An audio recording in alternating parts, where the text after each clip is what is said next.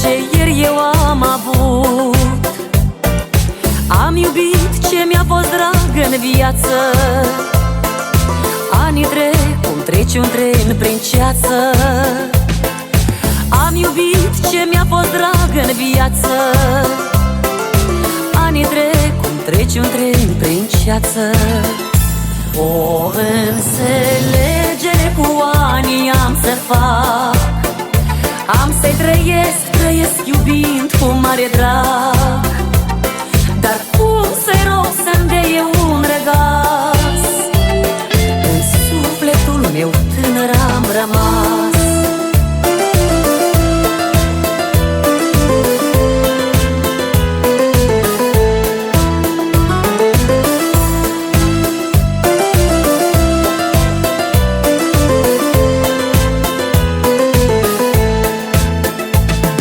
A doua tinerețe a început.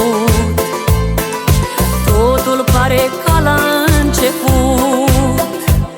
Doar când mă strigă fiul meu cel drag, văd toamna ce-mi trece al meu prag. Am iubit ce mi-a fost drag în viață. Anii trec cum trece un tren prin ceață. O înțelegere cu anii am să fac.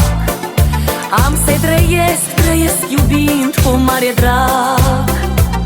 Dar cum să-i rog să-mi dea un răgaz? În sufletul meu tânăr am rămas. O înțelegere cu anii am să fac. Am să-i trăiesc iubind cu mare drag. Dar cum să-i rog să-mi dea un răgaz? În sufletul meu tânăr am rămas. Roata vieții se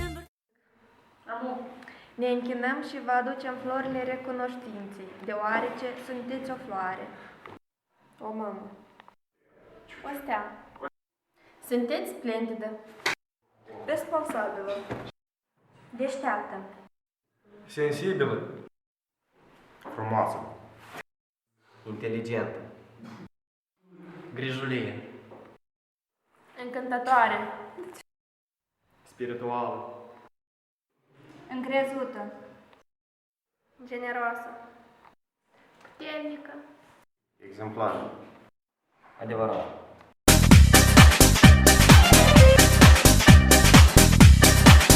Пусть бегут неуклюже пешеходы